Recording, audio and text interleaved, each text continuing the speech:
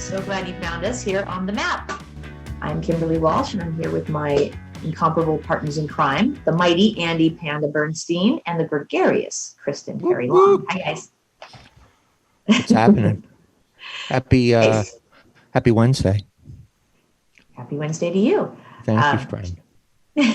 Just a quick background on us. Chris Long has been in this industry for many years, dedicating herself to working with families, helping people get into treatment. And Andy has been an advocate for mental health and addiction when he was the producer for Crosscheck Radio and as well as through his own experiences. As for me, I'm a person in long-term recovery and the founder of a sober home for women on the Cape called Brady's Landing.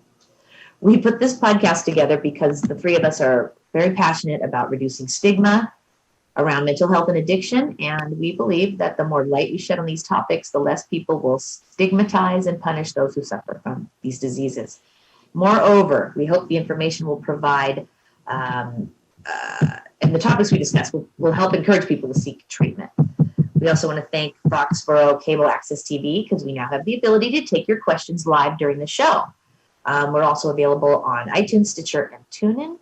So please post and share the show with your followers, and don't forget to tag your friends. All right, we'll turn it over to Mr. Andy Bernstein.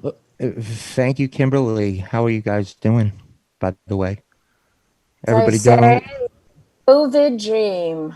Living the dream. Absolutely. Yeah, I know, right? The three-card Monte of the COVID virus. We don't know. I don't know where it's going. What's happening. So one day at a time for me, I'm telling you, because you can't you'll make yourself nuts with thinking about where we're headed. Do you agree? Mm-hmm. Absolutely. I do agree. All right. We're already nuts. Totally. Well, that's why we're the All right. Let's move on from that. Okay, we got a great guest today. We're going to meet Ken Link. He is the founder of Tribe Intervention in Jensen Beach, Florida. But before we get, I said that really loud, but before we get to Ken, so let me read this to you. I think this is pretty cool. In my hometown of Baltimore, Maryland, where I grew up, this came from my old TV station, actually, WJZ TV in Baltimore.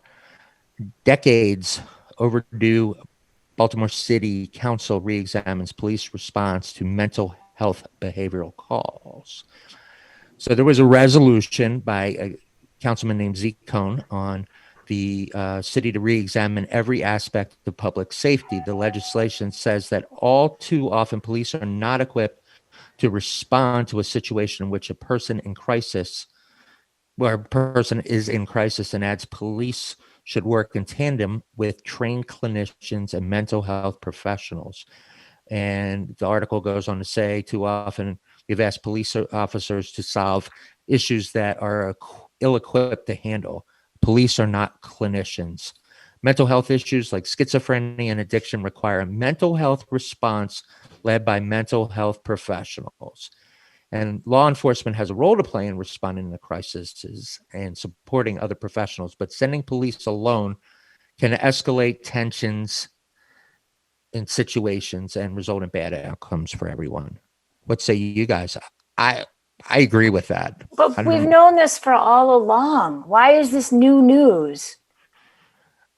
Hey, this came out July 13th because I think you know it, but there's other people who don't know it or don't agree with it and don't understand why that's the case. Why is that the case?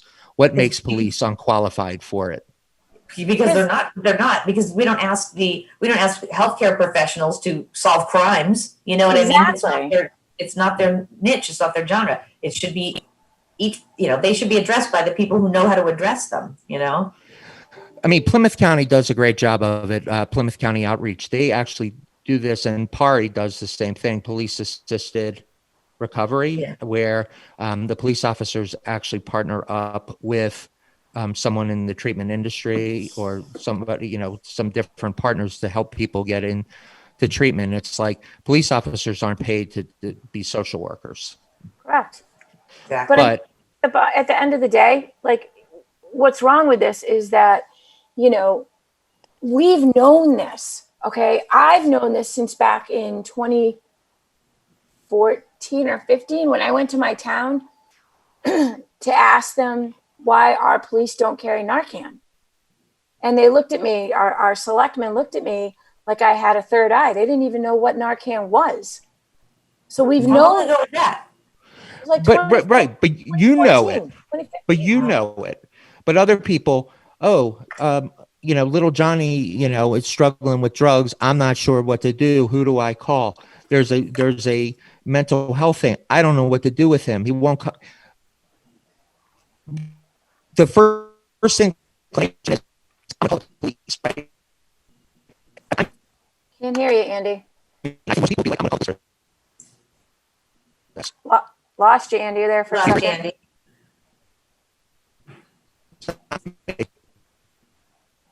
Can't hear you, hon. Can't hear him. All right. So he's saying that we know this. I'm saying that, he's saying we didn't know this. People don't know this. People don't. We know this. And at the end of the day, it's like, at what point are people going to acknowledge that this is something that affects everybody at every level of life? It doesn't matter if you're the president. It doesn't matter if you're the poorest person in the universe. It doesn't matter what your job is. Yeah, it doesn't discriminate. Hear you, Andy. Absolutely. Yeah, I mean, Andy just popped off. We'll have to pop back on. I mean, I think it's really frustrating because, we see these articles and like Andy's excited that they're acknowledging it. But for me personally, it's like, I feel like saying, duh,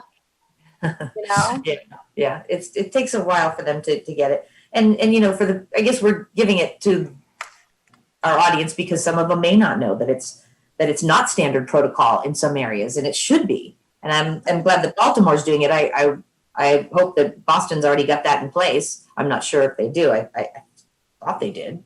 But and they're grassroots level movements. You know what I mean? They're not. A lot of them are just like Pari. He was talking about Pari.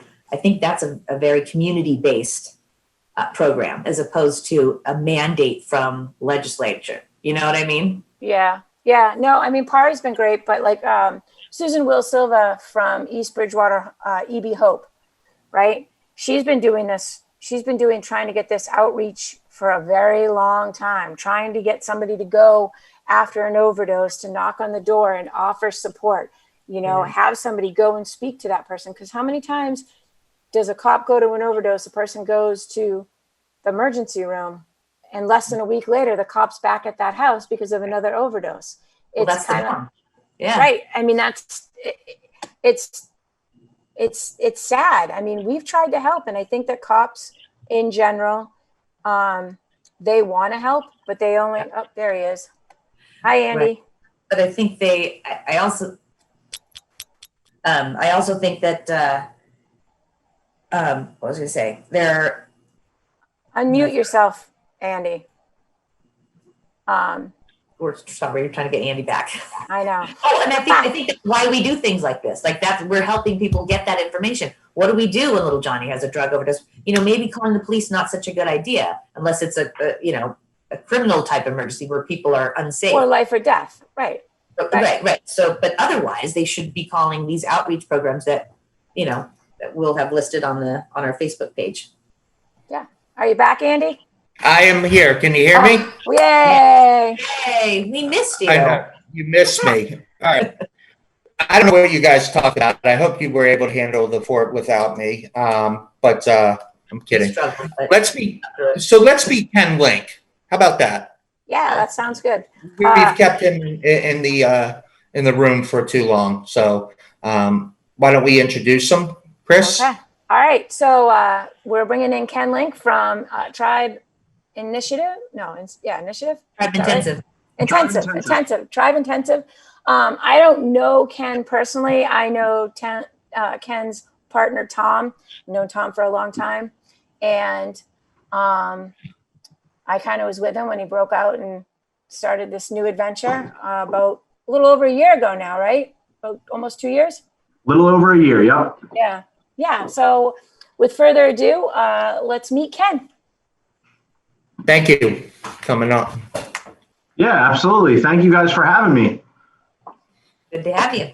So tell us about yourself, Ken. Kind of give us a little intro about Tribe, how it got started, and we'd love to hear your personal story before we move into learning about Tribe. Absolutely. My personal story, it's long. I don't want to get into all of it, but I was an addict. Well, I still am an addict, but I was in active addiction for quite some time. I didn't get sober until my late 20s. Obviously, I tried for a long time before that. And I think the story of Tribe kind of starts, I would say 2014 when I met Tom. We became friends. I kind of joined his group of friends that were already sober for a little bit. And I came into that group because we had like that common interest of just a bunch of guys that were trying to get sober. And I had never had that before. So it was very interesting how that played out for me. People kind of took me in rather than me reaching out to them. And, it all started at a halfway house, and I got asked if I wanted to, play baseball on the weekends with them. They had a really good crew going at the time. And I accepted because I was a baseball player when I was younger. I hadn't played in so long. And, those types of situations, baseball on the weekends, basketball on Wednesdays, this meeting on Thursdays, it was like that stuff kind of got me to the next week or the next day, or, when things are the toughest in recovery, that beginning stage where you're like anxiety ridden and just don't want to talk to anyone. You're like completely broken, because when I come in, off the street or what have you, I'm like completely broken down. I really can't reach out to anyone. I'm not capable of it. So just that little nudge from them completely changed my life. And, that group of friends greatly helped me. So I met Tom, we kind of went our own career paths, I guess. And, both in the treatment space. I started off working as a tech somewhere, the same company Tom worked for. He was in more of a directorial role. And then I got brought into the fold. Tommy had been thinking about this for quite some time, and it was kind of his dream of doing this. And I never really thought that it was something that was possible for me, honestly. And as my life kind of progressed, I had relapsed. Tommy stayed sober. I got about a year and a half sober. And then, I fell off the wagon, and, I went out for about 10 months. It was very painful. It was very painful for, I'm sure, Tommy, my close friends, my sponsor, who's in that direct friend group. It was just a painful experience for everyone. My mother and father had moved down to Florida from Pennsylvania. They relocated. My brother was in sobriety down here.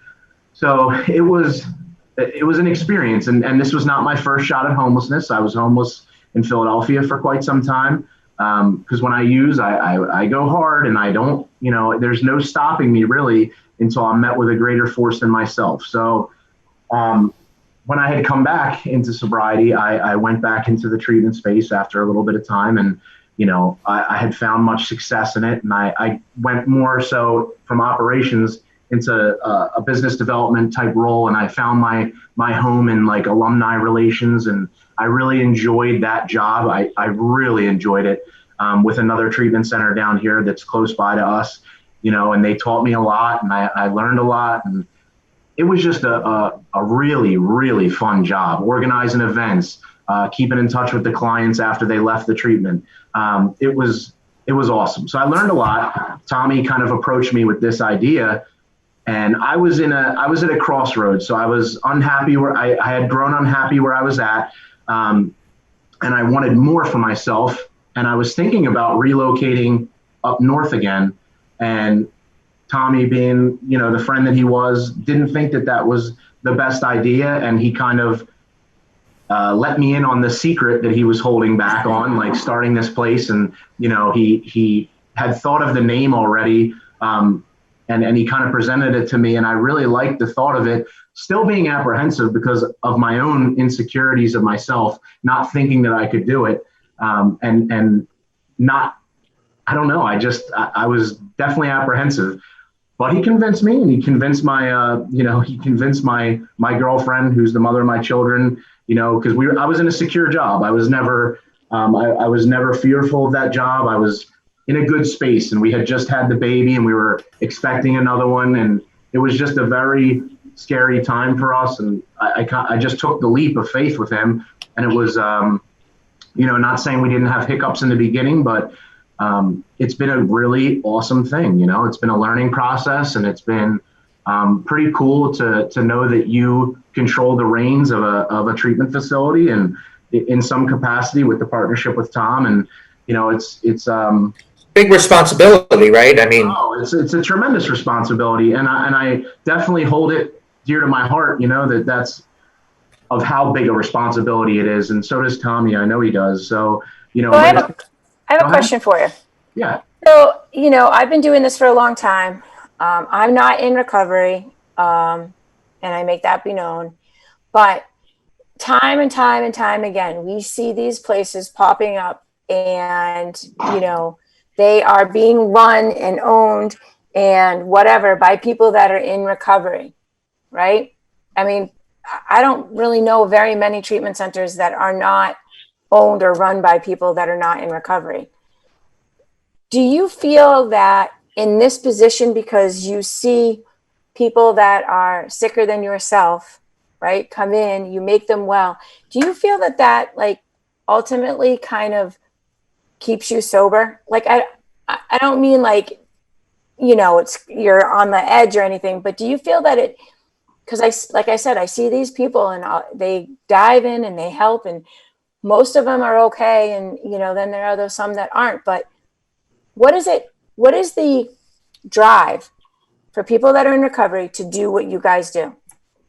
Well, I think it's initially you get involved because you want to make some sort of a difference, and then you find that it's not, you think that it's going to keep you sober, but unfortunately it's not that way. And I've found that I've needed to keep my recovery even stronger in doing this, if that makes any sense. And even before I broke into the ownership type role, it was hard for me. It was very taxing, and the way I work and my work ethic, it's very, I dive into things, and I don't use half measures. I always throw my entire self at something, and I will neglect my family to help someone. And it's, that has been, I guess, my downfall. So where I want to help someone, in the lengths that I'll go, I will say, babe, I gotta go, I gotta do this, and she's left with, the kids. And, sometimes that creates an issue, but she's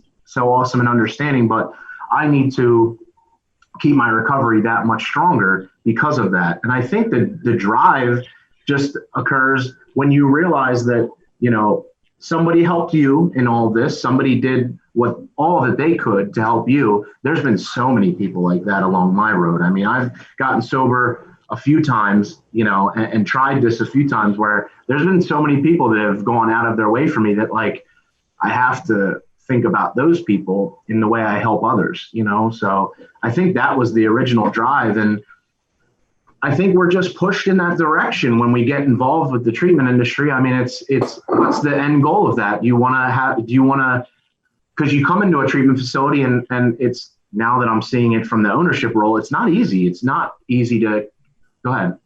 Oh, no, I was going to ask, as you brought up the ownership, my question to you is, as an owner, you have one facet where you have to, how do you juggle the need for, obviously, to keep the doors open and revenue, and yet at the same time focus on treatment? How do you maintain that balance? Because obviously that's a real fact of life, that you have to, treat people, but at the same time maintaining that.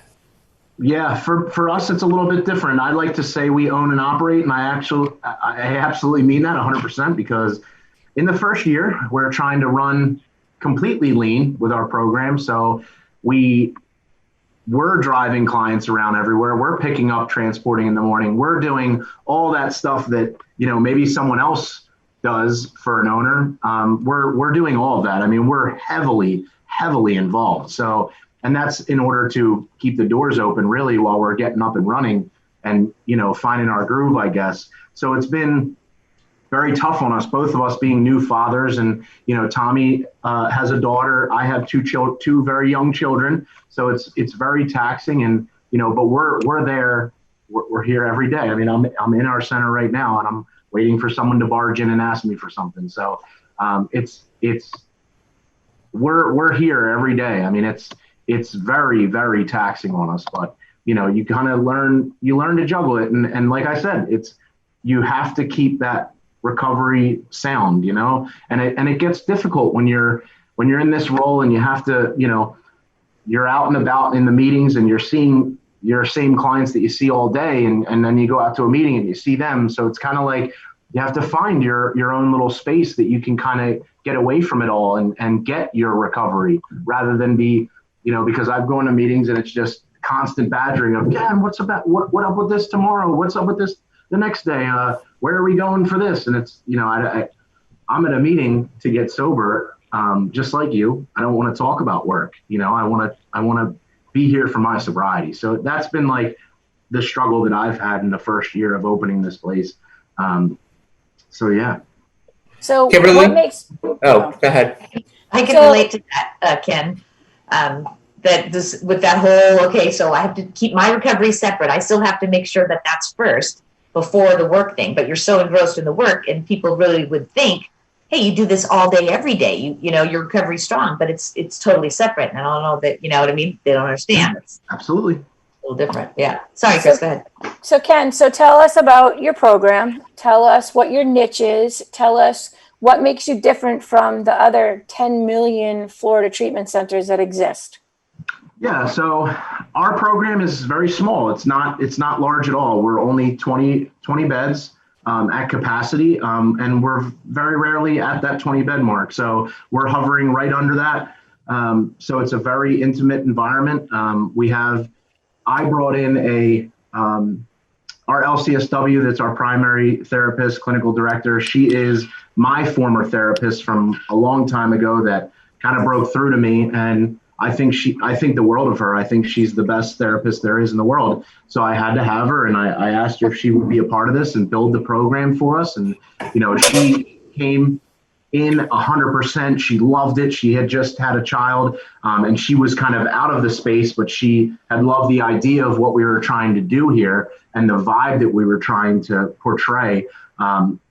Just being that it's a family, when we started this, we wanted it to be not a corporate treatment center, because there's plenty of those. We wanted it to be a family type environment where someone can, so I want someone to be, I don't really mind that this might be frowned upon, but I wanted it to be that situation where someone could come through the doors, they could meet me, and they could call me if they had an issue. I may be the owner of the facility, but I want you to be able to talk to me if you have an issue. I want you to be able to reach me whenever you need me. So here's my number, call me whenever. And that's kind of the vibe that we've created. And I think our niche would have to be that kind of family environment. The fact that me and Tommy are here every day, you have access to whoever you want at any time. The open door policy for everyone in this facility is powerful, and I think that it's worked for many people.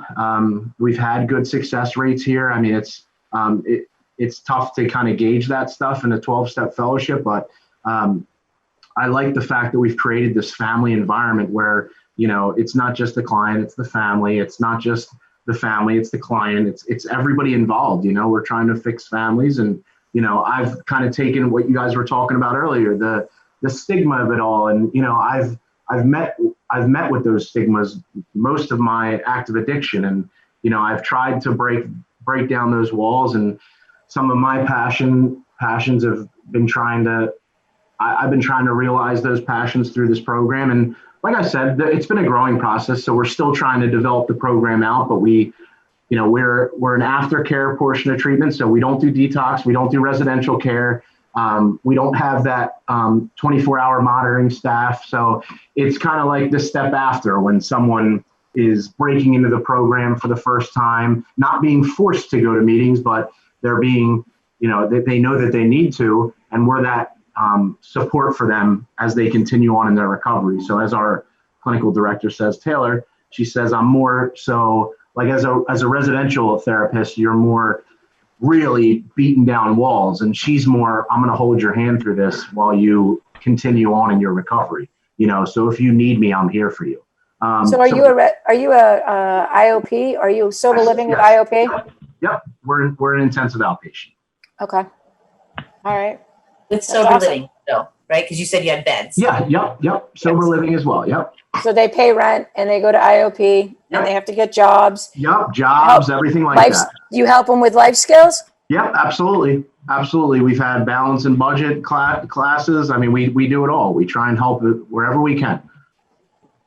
We've done, we've helped them, we'll help them get on assistance. We'll help them build resumes. We'll help them get jobs. I mean, I'm pretty well-versed in the community. So I know a lot of people that will always call me if they're looking for work, or extra workers. So I'll give that over to my guys or girls, if you want work, here it is for you, and it's kind of like a gauge of their willingness, What, go ahead. What do you do for families? How many beds? I know you probably answered that. I was just been wondering how many you hold at one time. 20 beds. So 20. We have 10 female, 10 male. How do you how do I word this? How long is the average stay? It's usually 12 weeks, 10 to 12 weeks. But what I found is people will stay a lot longer. So they'll choose to stay with us a little bit longer. Unfortunately, we have to make room for new people. So we'll transition them into different sober living in the area and still keep in touch with them. But most of the time, it's usually 10 to 12 weeks. Some people usually stay a little bit longer for their outpatient. That's a little bit more of a step down in care. It's usually one time a week that they'll be here, and they'll meet with their therapist once a month. Then my other question is, how do you deal with some of the challenges right now in the industry? I don't feel like I'm grilling you, but how do you? There's definitely challenges. I mean, there's, like you said, there's 10 million other facilities trying to do the same thing that you're doing. And, especially with the pandemic that's going on. I mean, there was a period of time where we couldn't accept clients from different areas of the country, and trying to keep our client base safe, and, instituting different measures here at the center, mass temperature checks, all that type of stuff. It's definitely, it's something that I never had experience with. So did Florida open up, and then are you guys starting to shut down again? I never perceived as Florida is really shutting down, to be honest with you. They shut down certain aspects, but people were still out and about, Walmart, stuff like that. And they obviously we were deemed an essential business, so we stayed open through it all. But if, there was a lot of scary times there. I mean, if we had someone, we weren't allowing people to just travel at their leisure, they couldn't just, if you're gonna go home at this time, you have to stay there until this lockdown's over. You can't just willy-nilly leave and come back. So it was a scary time, and it was kind of, try and keep an addict or an alcoholic penned up for a month and a half. It's pretty difficult. Kimberly had a question. Oh, thanks, Andy. Yeah, especially with all the other addicts in the same room. Absolutely. Right? Yeah, I understand. Yeah. So I was going to ask you about insurance. What kind of insurance do you guys take? So we take private insurance, and we take private pay. So we're trying to get in with TRICARE right now, and we're trying to explore different options for in-network insurance providers. But because we're so small, we have to stay in that private kind of sector in order to keep the doors open. Sure. And where are you come from for treatment? Sorry, or from off the first time? Do they come from a treatment center generally? So usually they're coming from us. Usually they're coming to us from a detox or residential program. Very rarely will someone come off the street. And in that situation, they're probably been sober a little bit longer. So they may have detoxed themselves and they're coming right into us. But typically they're coming from a detox residential. So they might be 30 to 60 days into their recovery already. Okay. All right. Thanks. And where are you located? We're in Jensen Beach, Florida. And where's that as far as the state goes? It's not, I don't believe it's considered south. It's kind of just above South Florida. So it's about 45 minutes north of West Palm Beach. Right on the coast. It's right near the water. Excellent. You talked about jobs, and you talked about, I guess, financial literacy. How is that program working? And can you share some?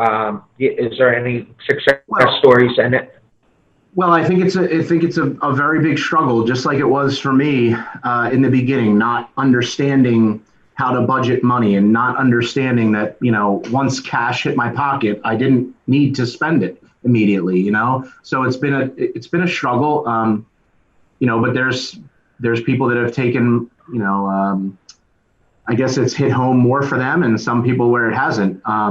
It's all your seriousness of how much you want to really get out of. What I explain to people is halfway house or a sober living environment is meant to be comfortable and safe, but it's also meant to, push you in a direction of getting out of there. You should want to advance yourself. And if you save money, that's a quicker way to get out of a sober living. So you don't have that person looking over your shoulder all the time. You should want to advance yourself, get your own place, meet another person in recovery down the line that you guys think that you can get your own place. And, for me, when I got sober, there were steps to things. So I would, I'd get sober, I'd stay in the halfway house for a period of time. Then I would get a good solid friend in recovery. We'd get a place and we would, have that place for a year. And then I got my own place. And then I moved in with my girlfriend. And then the rest is history, had our children and all that stuff. So it's definitely shown, I don't know the right word, but there's definitely bright spots in it. I think we've helped a lot of people with that stuff. And as far as like diet and nutrition and physical fitness, is that something that you guys? We've just started to explore the nutritionist thing. We haven't implemented that into the program yet, but I know it's been a very important thing to Tom. He thinks that that's a huge part of recovery. I tend to agree with him. I've always found that when I'm healthier, I feel better. So we're trying to implement that right now, as well as yoga, chiropractor, stuff like that. So there's definitely a different wellness aspect to it. But we're trying to explore the nutritionist thing. We haven't implemented that yet. Kimberly? What I was going to find out about is MAT. Do you guys support it? Yep. Yes. Okay. Great. Yep. We offer MAT. Absolutely. So what are your trends? What trends are you seeing? And are you getting more and more people coming in on Suboxone, Vivitrol, Sublocade, Methadone? What are you seeing? So what I've found is there's definitely still that component of clients that want to be abstinent. There's definitely an abstinent-based demographic, but I feel like it is trending in the direction of MAT. And I feel like I have maybe my own opinions on that, but maybe that it's being pushed a little bit too much, but there's all, I don't know how I feel about it at the end of the day, because I do understand the argument of it's better than the alternative, but as well, I know that it's possible because I was a lost cause. I was what you would say was a lost cause. And I got sober the abstinence way. So, and it was only when I gave it my complete effort. So I feel that if someone gives it their complete effort, the sky's the limit. But I understand you have to meet people where they're at. I do understand that completely. Right. And not only that, but so like the whole MAT thing, I was always like, oh, no, you can't use MAT, blah, blah, blah, because of what my kids taught me. But what I have seen is that if you introduce MAT with supportive services and it is used the way that it is intended, which 75% of the people that use MAT do not use it that way. Right. At least they are successful and they recognize that they don't need MAT. But if you have somebody that is a chronic relapser, overdoser, everything else, and you say, hey, you know what, take this, it's still going to make you feel good, and you probably won't overdose. But there's no supportive services, there's no accountability, whatever. I mean, up here in Massachusetts, people were getting a month's worth of take home of methadone. Yeah. I can't even, a month's worth. So if you're on 120 megs a day, a month's worth, I'd like to see the statistics of how many people have come back after that month, and are still sober, still producing clean urines, and so on and so forth. You took away. I don't agree. I don't necessarily agree with the take-home method. I believe that it should be given on site. I feel like there should be, therapy involved. I feel like you should be seeing someone every day that you're picking up your medication. It shouldn't just be, here's a 30-day supply, because I know as an addict in early recovery, I know exactly what I'm doing with that 30-day supply. So, that's the fact of the matter. I mean, I'm an addict. You can't pull the wool over my eyes. Do you guys monitor if somebody brings it in, or do you allow them to keep it? Oh yeah, it's not kept. It's monitored and it's administered. It's nothing like that. That's good. Ken, I had a question. You mentioned something about the family, and obviously in your title it's tribe intervention. Intensive. I'm sorry. How do you integrate the family into this? So we do offer family sessions. So that's optional to the family, and we'll make an introduction with them. And if they choose to stay involved in their child's recovery, sometimes you'll get a family that hasn't been involved in the recovery, and they choose not to be, and that's fine. But we encourage that you're involved. So we try and make that contact and develop that relationship. And Taylor offers family sessions if that's something they wish to do. Because obviously that's a huge part of the. Oh, absolutely. I mean, this is a whole aspect of treatment that, I feel like a lot of treatment centers do it well now, but maybe before it was definitely lacking. But I feel like that contact is crucial. I mean, I used to get calls all the time about, Johnny's asking me for $20. Is that a good idea? I mean, if they're involved in the program, they would know that Johnny's doing well or Johnny's not doing well. And maybe it's not a good idea to send him $20. Or if you'd like to send $20, you can put it at the treatment center, and he can, we can take him shopping and get him what he needs. And then, he got what he needed and not what he didn't. So there's different ways to help out the family. I think that's one of the big ones, because when you're 1,000 miles away from your kid, you don't know what's going on. I mean, because I remember what I told my mom was going on, and it was completely different than what was going on. So you have to have that, I guess, the buffer there between the child and the parent. If, obviously if they are involved and the child wants them involved, there needs to be that truth being told. Do you have a vision for the future? Like what's your vision for Tribe? So where me and Tom would like to be is, we'd like to be around, I would say 35 beds here. We'd like to hire more staff. We'd like to have, group of case managers assigned to clients. We'd like to hire an additional therapist. We're almost there, but we're trying to go in that direction, but not get too big. We want it all to be under this same roof right here, but we have room to grow. So we'd like to grow a little bit and then hopefully expand up north. We have plans to go into either New Jersey, Pennsylvania, that area, the Northeast. Okay, and Kimberly? Oh, no, I was relating to the families being involved in treatment. Yeah. I was saying it's even true for sober homes. The more absolutely. the families involved, it's just critical.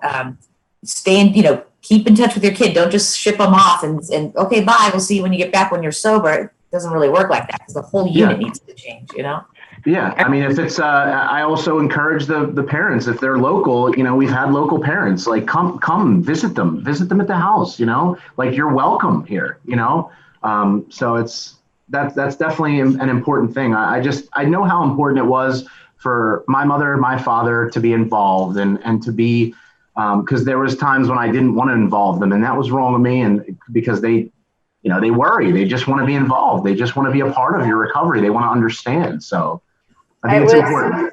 It was life-changing when I went to the family weekend at our mutual location that we worked at.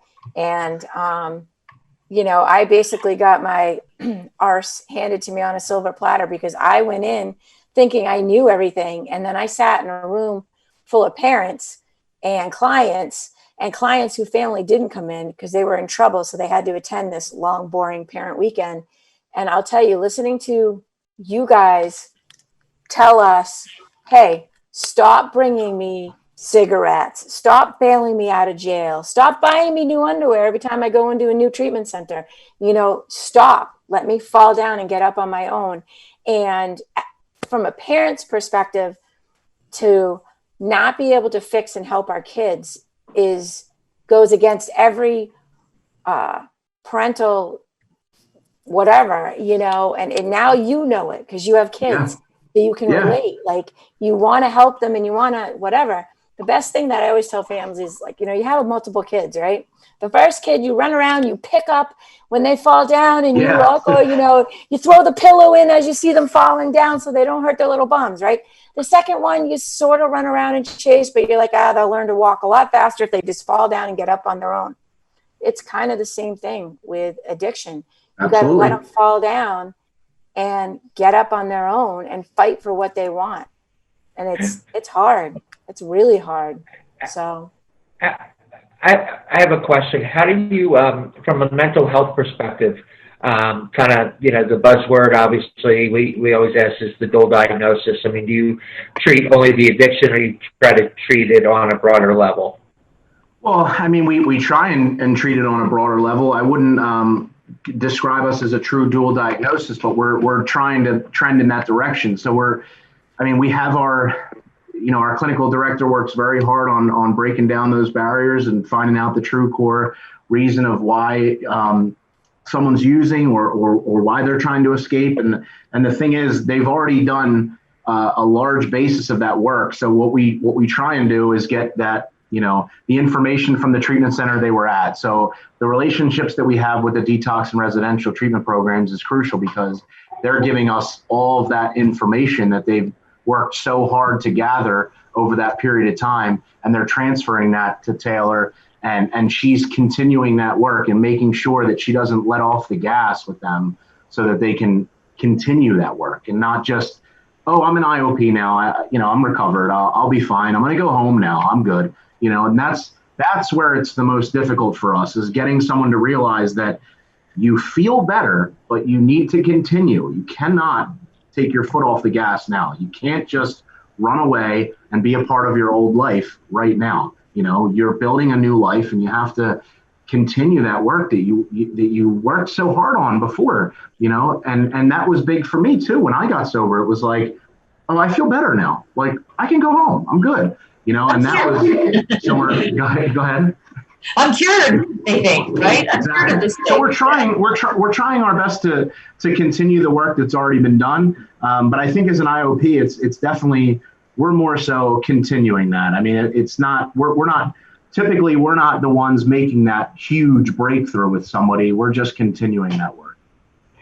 How are you out there telling your story to people? You're up north, are you only focused on the Florida area? Are you trying So that's my passion, actually. I'm glad you asked that, because in my old job, I had started something that I really enjoyed, and it was going to high schools and speaking to students, because because of the family work I was doing, I was meeting a lot of, different parents they held different jobs. You learn that every kid, their parents are, judges, doctors, teachers, educators, whatever they are, cops, firemen. I was meeting all these people, and I was trying to think of the ways I can get people before they become addicted. And the biggest one for me and my passion was high schools. So I started speaking at high schools, and I loved it. And it's just been super hard to break into some of them because of the stigma. Not a lot of people want to bring that into because it is kind of visceral, to get up on stage and tell someone like, I was here. Do you want to go here, or do you not want to go here? Because there's a side of drug addiction. I mean, you could throw a tiger in a Dare shirt up on a stage and it's just a joke to kids, it's like it's a cartoon, but it's not that way. It's a very, it destroys families, and it needs to be portrayed that way. It needs to be shown that this is not, I'm not talking about talking to elementary school kids. I'm talking about talking to kids where they're, if these high schools think that the drugs aren't already in the high schools, then They're they're already sort of mistaken, experimenting. you know, and most of the times they've already been introduced to them. So that has been my passion. I recently started a Facebook group, A Man Changed. That's solely run by me, and it's totally unaffiliated with what I'm doing here at Tribe. And that's what I'm trying to use as my platform to speak to kids and to get out there. It's a chronicle of my life as a person in recovery. And that's going to be the catapult, I think, to get me in with these high schools and with the different kids to try and get them motivated that, you know, they don't have to waste their 20s. They don't have to, you know, go down the path that I did and that so many others did, because there's so many people like me that have, you know, kind of lost, you know, a decade, 2 decades to drug addiction, and they're just now finding that happy, joyous life, you know, that is there. I'm working on this opiate lawsuit, the settlement against Purdue with a. Yes, you were speaking to me about that. Yeah, with an attorney down there, and I've been helping getting statements because we're at the deadline. And in the last like 36 hours, I've had multiple cases of kids that went to hospitals at 12, and that was it. That was it at 12. I mean, I have an 11-year-old granddaughter. I could not imagine crushing up a pill, you know, dissolving it and putting it in my vein at 12. I could never, but that was like 10, 15 years ago. And it's like, we refuse to acknowledge that these kids are not smart enough to understand or chase a feeling, right? We will not acknowledge that. We can't accept that a 12-year-old kid could put a needle in their arm to obtain a feeling. And so we talk about it, right? We just don't. We can't talk about it. We just can't talk about it. It's like, oh, not my kid. Guess what? I was that parent. Not my kid. It had to have been somebody else's weed that he brought to school. Not my kid. Well, right? That's going to continue to be the story. I mean, I was a student athlete, and I know my father was a coach, and you know, my mother went to all my games, and then it was just like that. I mean, a sports injury, and not saying that I hadn't started a little bit before that, but that's when I got into harder drugs, and just how easily that. Isn't that amazing? I hear that all the time about that it was a sports injury, and that's how a lot of it starts, right?